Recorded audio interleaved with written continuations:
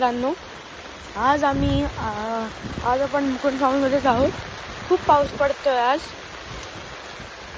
चांगला पाऊस पडतोय.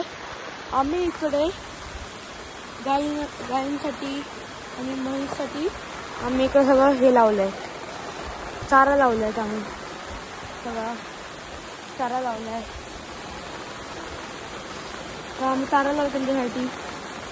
हे पूर्ण आपलं लँड आहे, पूर्ण हा गोठा आपला, आणि इकडे आम्ही चारा लावलाय. कुठे कुठे भात पण उगले तिकडे, ते काकांनी सांगितलेलं आम्हाला. आम्ही सगळे इकडे चारा लावलाय.